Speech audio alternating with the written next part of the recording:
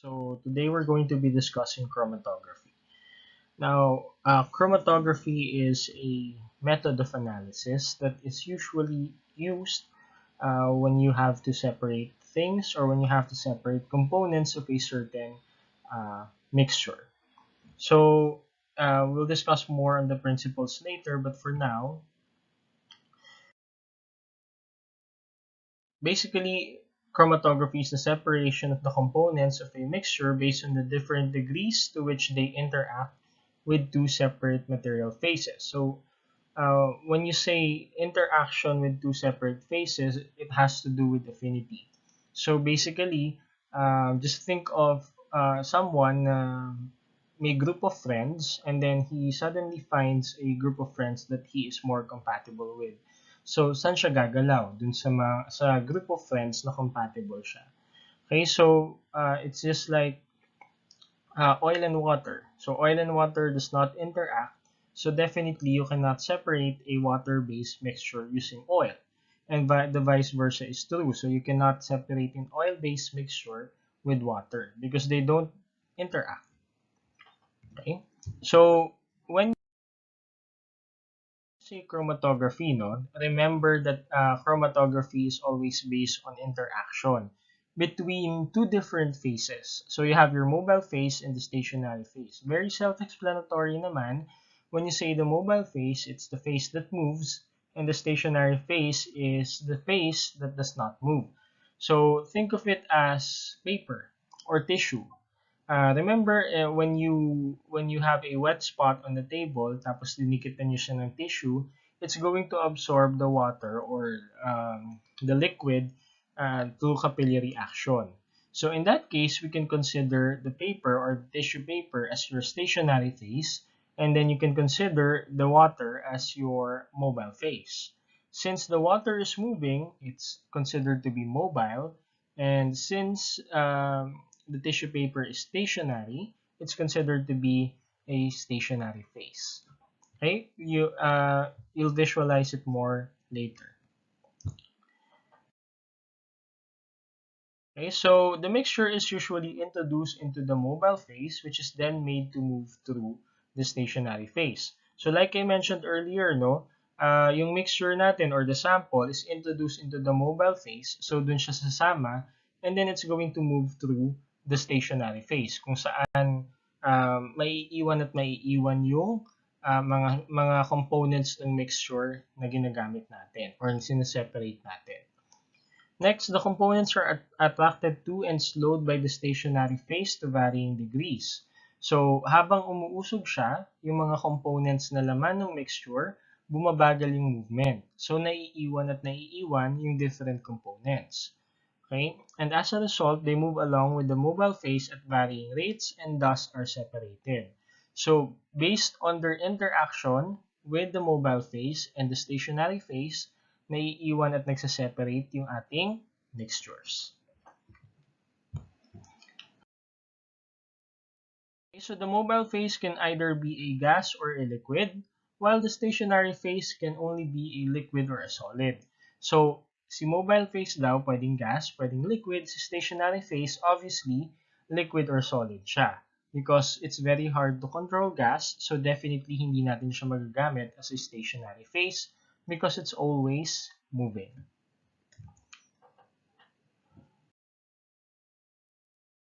Now, all techniques which utilize a gas for the mobile phase come under the heading of gas chromatography, while all techniques that utilize a liquid mobile phase come under the heading of liquid chromatography. So, self-explanatory and very easy to remember, no? Kapag gas yung mobile phase, gas chromatography siya. Kapag naman liquid ang ating mobile phase, liquid chromatography siya. Alright? That's the basis of chromatography, no? But now let's talk about the different principles that we can employ in chromatography. So first and foremost is partition chromatography. Now the mobile phase is a liquid that moves through a liquid stationary phase as the mixture components partition or distribute themselves between the two phases and become separated. Now the separation mechanism is thus one of the dissolving of the mixture components to different degrees in the two phases according to their individual solubilities in each. So, tandaan lang po natin kapag partition chromatography, solubility ang pinag-uusapan natin. So, let's have an example. Ito yung samples natin or ito yung mixture natin. You have three different shapes or rather two different shapes. You have your circle and your square. Now, once the mobile phase is introduced, it's going to carry the samples. So, dadalhin niya yan. Yung samples natin, initially, dadalhin yan. And then, later on, based on the solubility or the interaction, tandaan po when we say chromatography, it's always based on interaction. Si squares natin or yung square component ng ating mga or ng ating mixture is only reaching this point. Bakit kaya? It's because it's less soluble to your mobile phase. So, mas mababa yung solubility niya dito sa mobile phase, kaya nagkakaroon siya na or kaya naiiwan siya dito. And then you have also your circle which is basically mas malayo yung naabot niya. Bakit mas malayo yung naabot niya? Because it is more soluble in your mobile phase. Okay? So, that's about our partition chromatography. Now, si partition chromatography is made with, or rather, ang kanya mobile phase or stationary phase, meron siyang mga beads. These are small beads, usually made of silicone. Meron tayong thin layer of liquid dito. So, yun yung nakikita niyo yung thin layer of liquid. And that thin layer of liquid is actually responsible for solubilizing or dissolving our samples. So, dito, dun sa thin liquid film na yan, dyan nag-i-interact yung samples natin.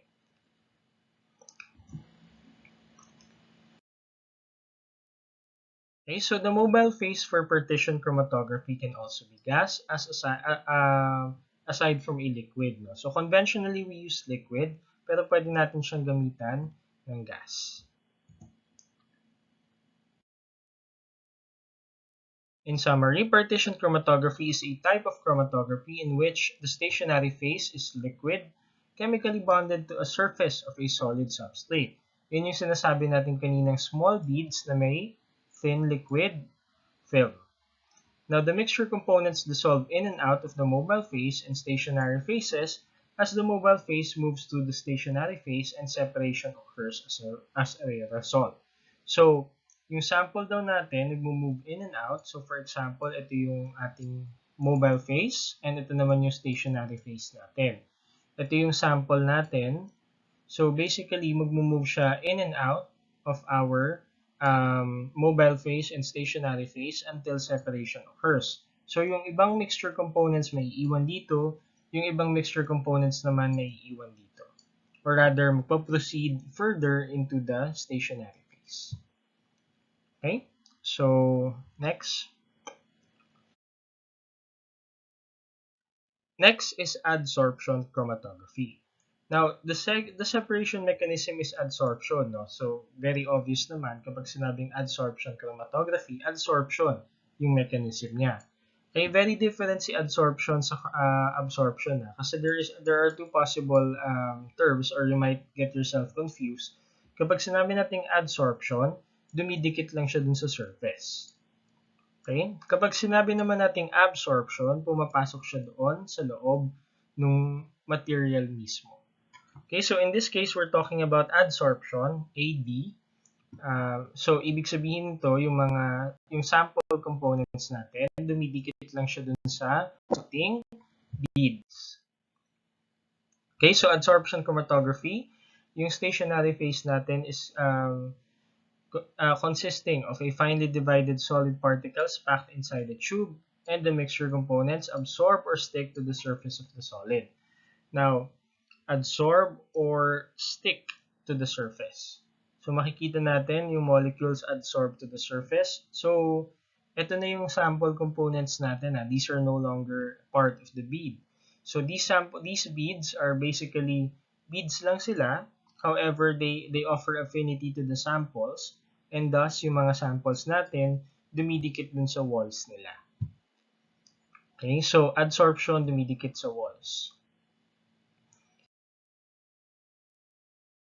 Okay, so the nature of adsorption involves the interaction of polar molecules. So kapag sinabi nating adsorption, it has to do with polarity. Review tayo, ano nga pala yung kanina, si partition chromatography. Ano nga pa yung principle niya, or rather yung mechanism of action niya. Okay, so I guess you're thinking it right. It's basically solubility. Okay, si partition, solubility, si adsorption, polarity. Okay, so mobile phase natin, like your partition chromatography, can be a liquid or a gas. Next is ion exchange chromatography.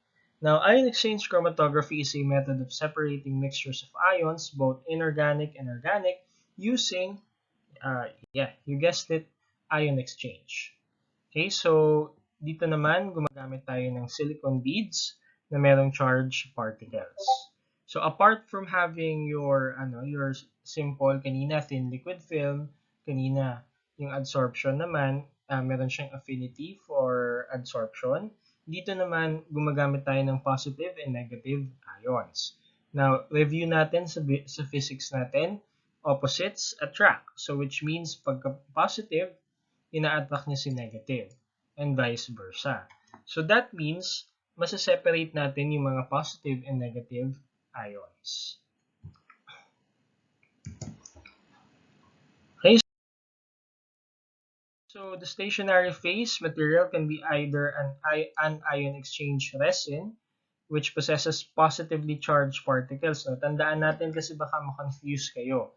When you say anion, these are negatively charged particles. Pero sir, bakit po ang sabi dito they possess positively charged sites? Because again, meron tayong modifier dito, exchange resin. So kapag sinabi nating exchange resin, yung sites natin are positive. Bakit? Because they have to attract negative particles. Okay? Meron din naman tayong cation exchange resin which possesses negatively charged. So, binaliktad lang natin. Kapag sinabing anion exchange resin, anong charge niya? Positive. Kapag sinabi natin cation exchange resin, ang charge niya ay negative. Okay? In this case, ang mobile phase na can only be a liquid. Hindi natin pwedeng gamitin si gas for the mobile phase because, again, ions and gas do not mix very well. Okay? They do not interact very well, so definitely hindi natin pwedeng gamitin yung gas. So, again wag pong malilito. Kapag sinabi nating anion, that's a negatively charged particle. Kapag sinabi nating anion exchange resin, that is a site for anions to exchange. So, positive yung charge niya. Okay? So, wide columns packed with a mixture of an anion exchange resin that exchanges dissolved anions for hydroxide ions and a cation exchange resin that exchanges dissolved cations for hydrogen ions are used because water that is passed through such a column becomes free of ions. So, ito yung deionization of water natin, which is one of the most useful or the best ways to use ion exchange chromatography. So to allow you to visualize that, ito po yung makikita natin. So this is your cationic resin, which is negative. Okay? This is your anionic resin, which is positive. In other terms, ang ginamit kasi kanina is cation exchange resin and anion exchange resin. So similar lang sila, no? They are synonyms. So makikita nyo dito sa ating kulay green, ang mga pumasok sa kanya na particles ay positively charged. So ibig sabihin, ito ay negative. Or yung kulay green na yan ay negative, and then the other one is positive. Paano ko nalaman? Bukod sa pangalan niya, anionic resin, ang mga particles na pumapasok sa kanya ay negative. Which means na yung anions na yan ay pumasok dito because this is a positively charged anion exchange resin. Okay, so ang gamit natin for ion exchange chromatography, ginagamit natin siya for uh, the ionization of water.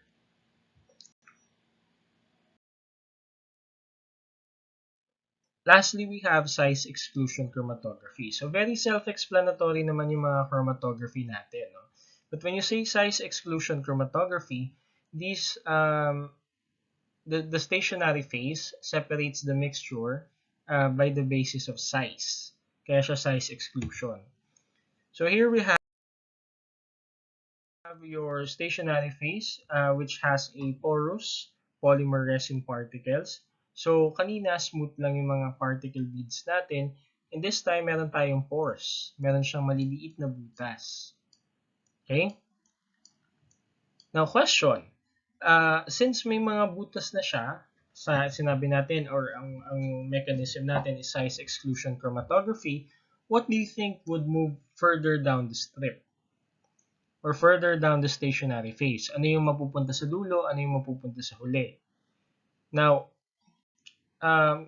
counterintuitively, ang mapupunta sa dulo ay yung mga larger particles. Bakit sir yung larger particles? Mas mabigat sila, so definitely mas mabagal yung galaw nila.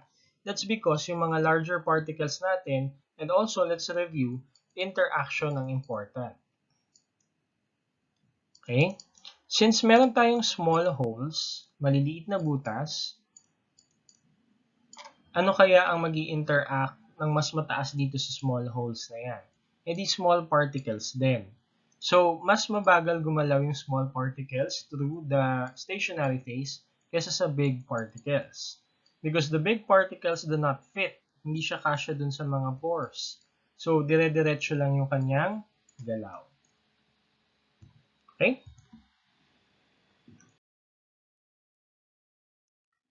Next, we have the configurations of chromatography. So, meron tayong dalawang configurations na pwedeng i-consider. You have your planar method and your columnar method.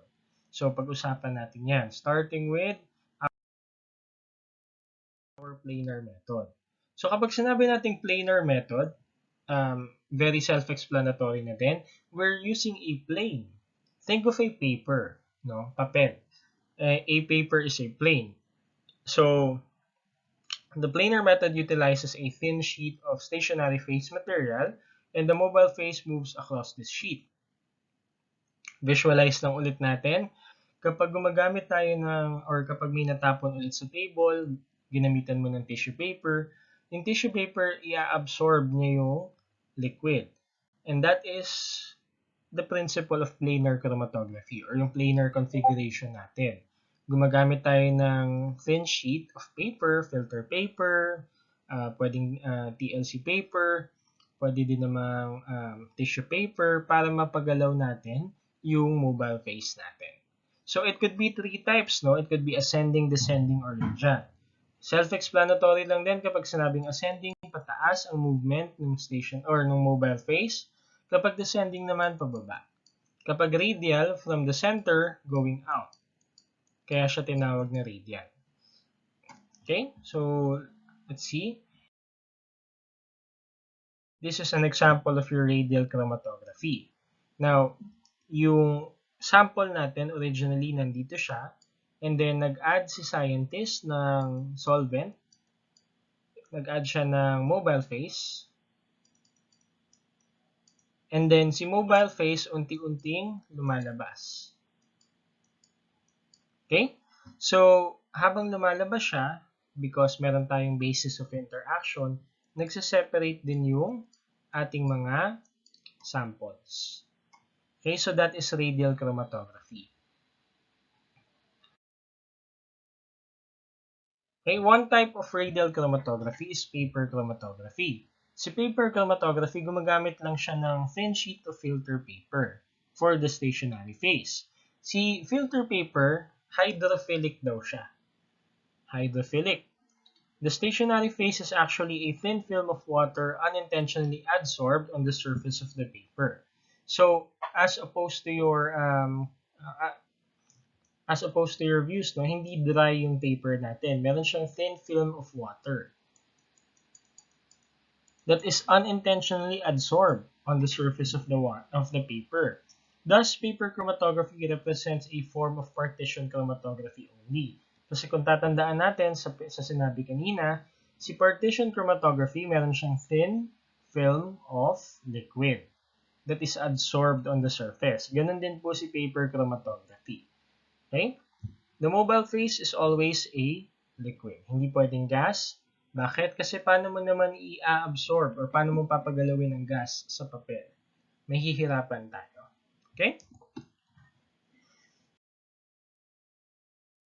Okay, so this is an example of your paper chromatography.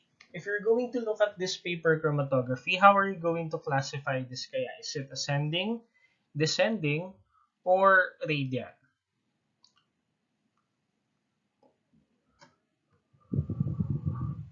Very obvious, no? Since dito tayo nag-start sa baba, ito yung initial point ng samples natin, and then ito yung mobile phase natin. You have your stationary phase, which is a thin film of filter paper. Yung capillary action, pataas.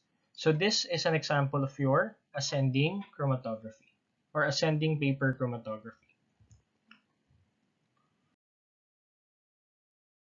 Next is thin layer chromatography.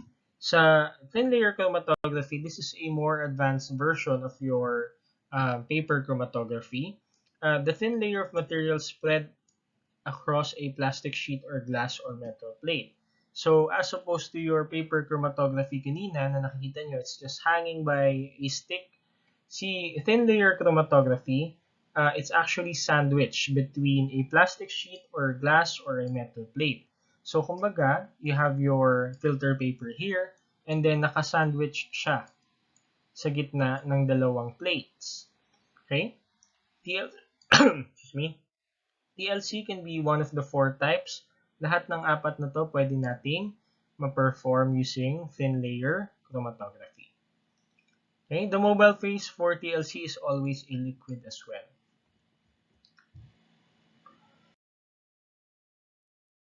The visual examination of the chromatogram can reveal the identities of the components, especially if standards were spotted on the same paper plate. When you say spotted, no, in chromatography, it means naglagay ka ng dot for the standard. So ito yung sample, it's one spot, sample 2, another spot, and then kapag meron tayong standard na ilalagay, usually nilalagay natin siya sa dulo.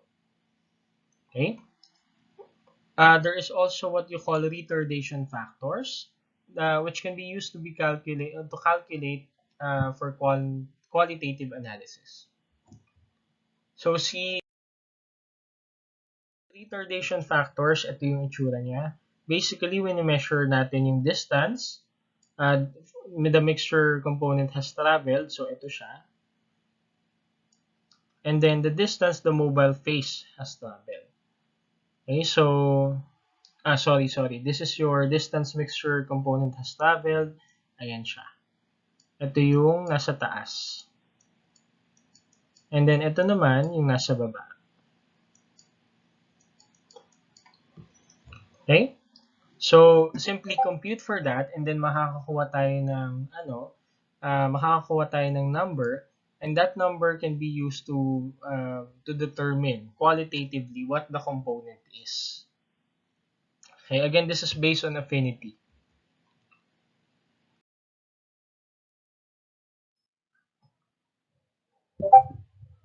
Now, quantitative analysis is also possible. Bukod sa qualitative, we can also quantitate our samples. So, in this case, ang ginagawa natin, sometimes we cut it in the case of paper chromatography, or sometimes ini-scrape din natin, kinakalkal from the surface kapag TLC yung gamit natin. Then, dinidissolve natin siya and quantitated by some other technique, such as spectrophotometry, which we're going to be discussing further in a lecture video. Next, aside from your planar, which uses a thin film, ito naman, column method uses a glass tube or a cylindrical tube, no? Si column natin or si column method natin basically is 3D. So, isipin niyo lang si planar phase natin or planar method natin, 2D lang siya. Si column method, 3D na siya. Okay? Let's discuss.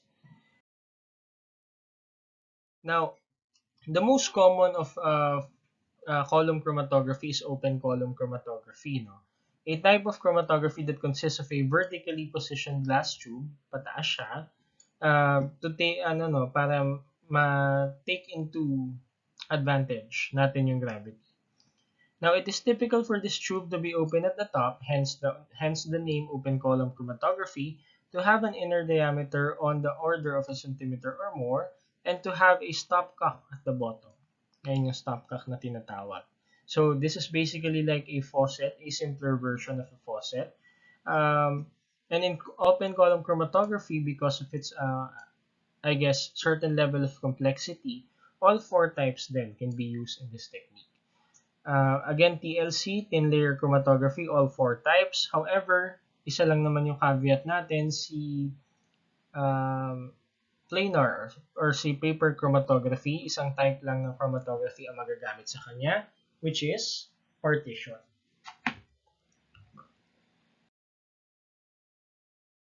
Okay, next, this is an example of open column chromatography. So basically, this is your loaded sample, loaded in purple. And then you have your mobile phase, which is again a liquid. No? Si mobile phase, unti-unti niyang dadalhin si sample pababa. And then, bababa na yung weaker interactions natin. Stronger interactions, mas matagal bumaba. Bakit? Kasi hinahatak siya ng ating stationary phase. Si weaker interaction, since wala naman siyang interaction with or there's little to no interaction with your stationary phase, mas mabilis siyang makakababa. Okay? And then, dahan-dahan natin i-collect yung mga samples. Okay? Ang tawag dun sa mga samples na na-collect natin is or are eluted molecules.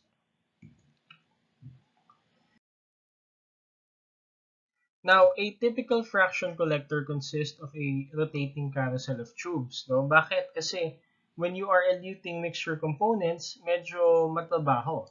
Especially if you're going to be collecting it manually. So, meron tayong ginagamit na fraction collector which basically collects the fractions for us. Okay? So, iikot-ikot lang natin siya para hindi na tayo magsasahod ng mga test tubes.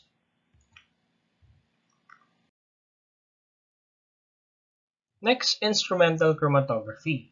When you say instrumental chromatography, this is when you add instruments or machines to our common setup para mas mapabilis at mas gumanda yung extraction natin or yung separation natin.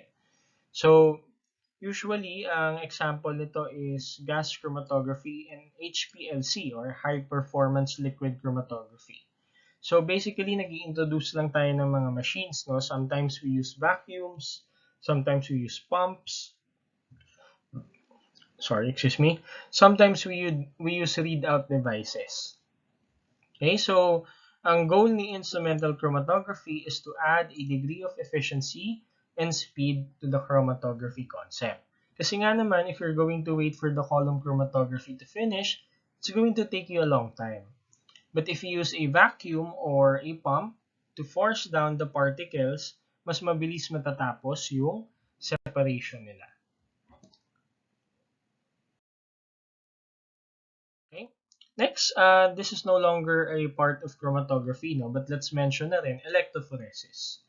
Now, electrophoresis is a separation technique that utilizes an electric field, as the term suggests. So, meron tayong negative electrode dito and then yung positive electrode dito. We have also sample wells, which we prepare in the agarose gel. Nilalagay natin dyan yung samples natin. And then these samples are going to move through our stationary phase. Okay?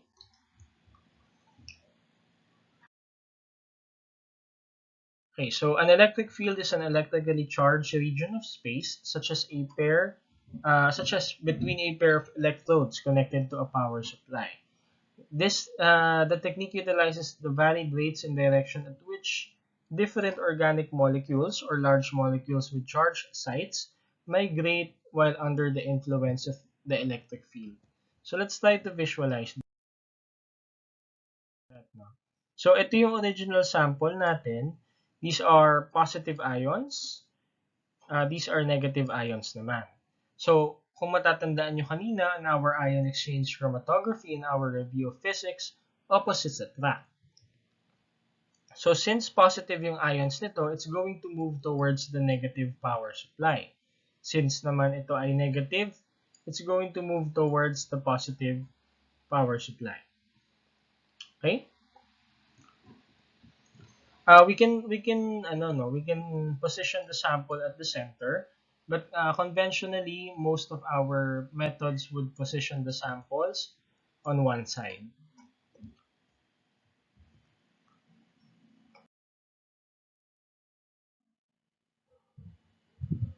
Okay?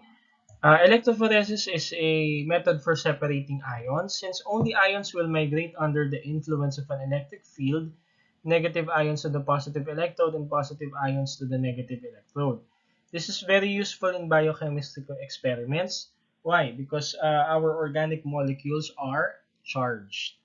So definitely magmo-move siya to electrophoresis. Now, if it has no charge, then it means na hindi siya gagalaw dun sa field. Bakit? Hindi naman siya attracted to the negative charge, hindi rin siya attracted to the positive charge. So it's going to stay stationary. So, okay, so one requirement of electrophoresis is that yung particle na isa-separate natin should be charged. Ano ba yung mga charge natin? Usually organic molecules, proteins, carbohydrates, fats. Yan yung mga pwede nating i-separate using electrophoresis. Now, the principle of separation, like I mentioned earlier, is basically yung ions natin attracted to the electrodes. So, positive is attracted to the negative electrode, and negative is attracted to the positive electrode. Now, may mga factors that influence the migration rate, such as the mobility of an ion is dependent on the size, shape, and the strength of the ionic charge. Okay? So this is we can also use paper electrophoresis, no? So basically gumagamit tayo ng cellulose sheet which is soaked between and sandwiched between two horizontal glass plates. So definitely ano pa rin siya, definitely paper pa rin siya, but this time it's soaked in an electroconductive medium, which means that it can carry and let charge pass. Okay, so same setup lang naman. You have your negative power supply and your positive power supply. Your sample port is at the center. Yung mga positive pupunta dito, yung mga negative pupunta doon sa positive.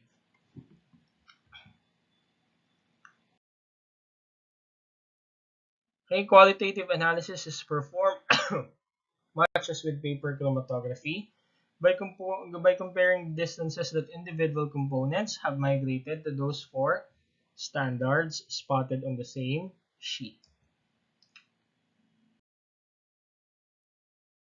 Next, gel electrophoresis is basically the same, no, with your paper electrophoresis. But this time, we stand it upright, pataas or nakatayo, and then yung sample wells natin ay nandun sa taas. Now, in electrophoresis, it might be difficult for us to visualize the samples or the separated samples, no? So, meron tayong dalawang ginagamit na dies. Number one, it could be the tracking. Yung tracking die natin, sinasama na natin sa samples mismo. Pangalawa naman, si staining, which is applied after the electrophoresis is finished. So, si staining, kinukulayan natin yung buong medium. And then, makikita na natin yung separated samples.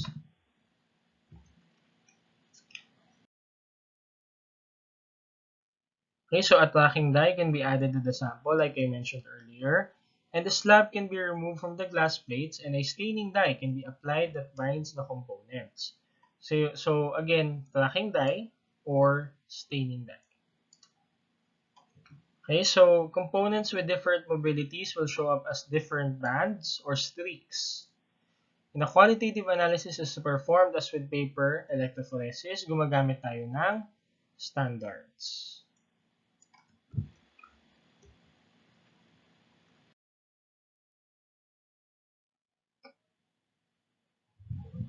So this is an example of a tracking die, no?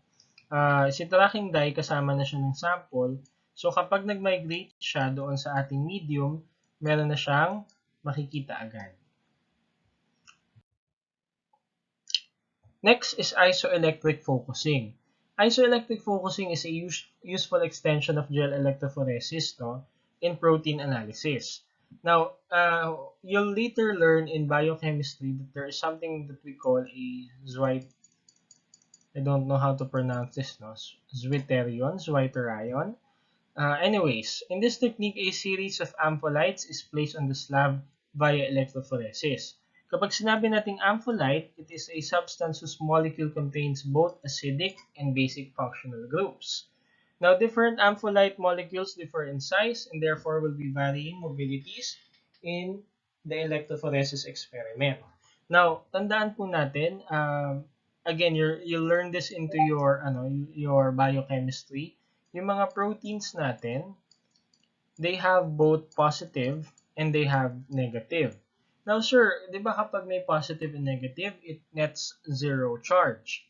Now, it actually depends on the acidity or the basicity of the medium where the proteins are. So, ganun yung principle ng isoelectric focusing natin. Basically, meron siyang slab, and then si ampholytes creates a pH gradient. Okay? May pH gradient daw siya dyan. And then, si proteins from the start, let's say this is negative, this is positive, gagalaw siya ng gagalaw. It's going to migrate, going to your positive charge. But this time, it's going to reach a point na mag-even out si protein yung positive and negative niya. Which means magkakaroon siya ng zero net charge. Yun yung isoelectric point na tinatawag. So for example, nagkaroon tayo, tumigil si protein dito sa part na to, that is called your isoelectric point. Okay?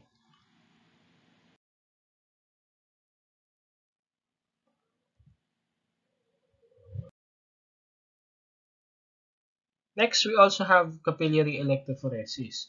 Capillary electrophoresis naman is a bit more advanced in such a way that the tubing contains your stationary phase, and then meron tayong readout acquisition na dito.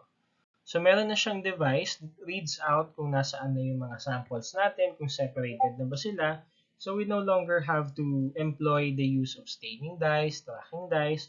Hindi na rin tayo gagamit ng mga other quantitative analysis or qualitative analysis para ma-determine yung mga samples natin because meron na tayong detector.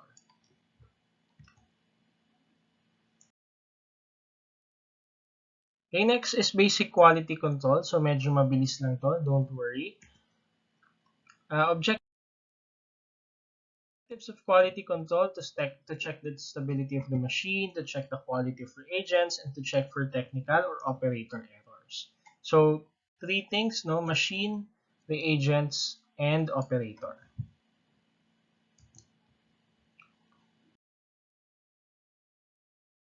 Quality control is a system of ensuring accuracy and precision in the laboratory by including quality control reagents in every series of measurements. So itong quality control reagents natin, these are used to make sure that our runs or our samples or our results are within normal range. Bakit? Kasi mamaya test tayo ng test ng sample, hindi natin alam, hindi pa pala calibrated yung machine. Which means na ang dami nga nating nalalabas na samples or na results, wala naman tayo sa tamang result.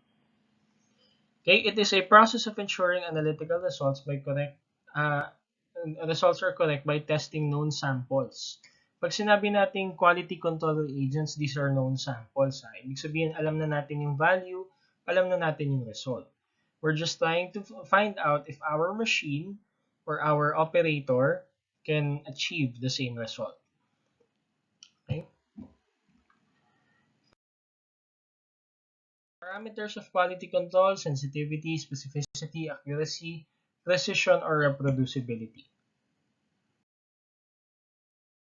Now, kapag sinabi nating practicability, this is also your one thing, degree by which a method is easily repeated. Madali siyang ulitin, hindi siya magastos ulitin.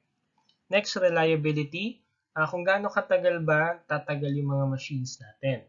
So, one thing that I kept in mind,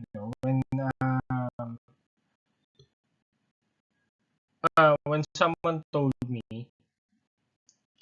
is, bilhin mo na yung mahal na na gamit na gusto mo. Kasi for example, 1,000 for a pair of shoes. But how long is it going to be used? Gaano katagal ba? It can last you until siguro mga 2 or 3 years. Ngayon, kung bibili ka ng sapatos sa labas, yung off-brand, it's going to cost you siguro 500 a pair. Pero you're only going to be able to use it for a few months. So, in the long run, ano ba yung mga kino-consider natin? Of course, yung cost and yung reliability. Yung tagal ng oras na magagamit natin yung machines natin.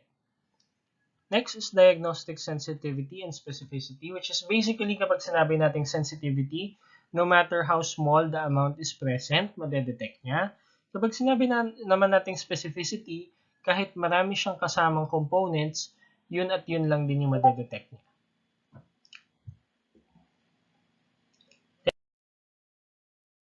So this is the formula for diagnostic sensitivity.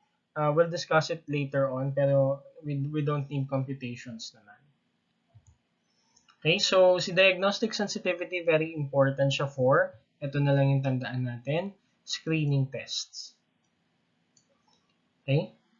Pag nagsiscreen kasi tayo, dapat wala tayong ma-miss. So therefore, very important siya for screening.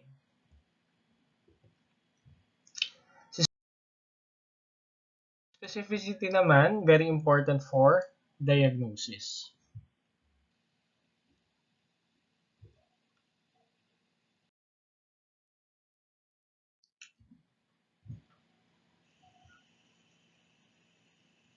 Okay, next is sensitivity and specificity. Kapag sinabi natin 100% sensitivity and specificity, it basically means na kahit gaano kakonti, lahat na detect niya, pero lahat lang kung ano yung dapat niyang i-detect.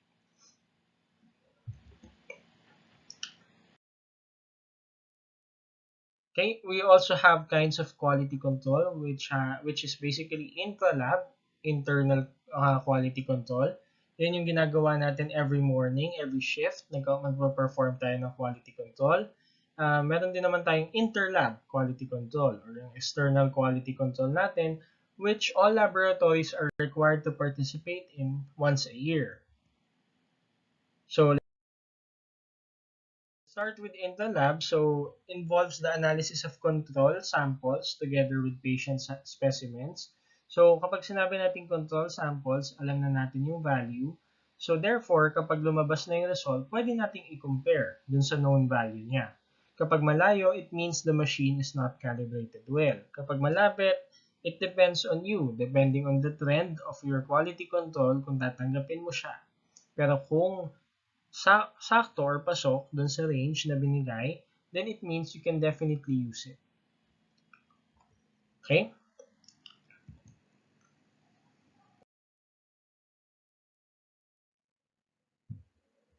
Now, characteristics of an ideal quality control material. It should resemble a human sample, but it must not have any communicable diseases.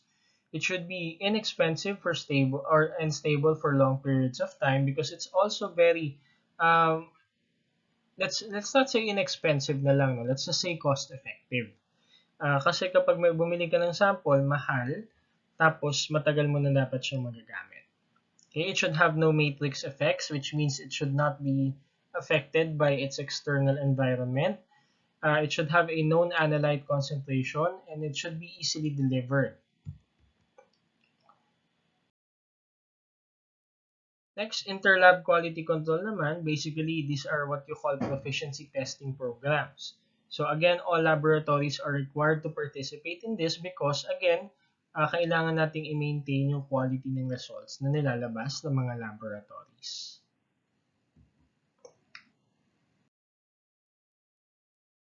Okay, so conduct of quality control testing, basically a series of unknown samples. Hindi alam ng laboratory pero alam ng nag-send kung ano yung values. So ngayon si laboratory, ang trabaho niya, i-test yung mga samples using his own methods, using the laboratory methods, and then yung results ipapadala doon sa ating quality control officers. Just to make sure na tama yung nilalabas natin na result.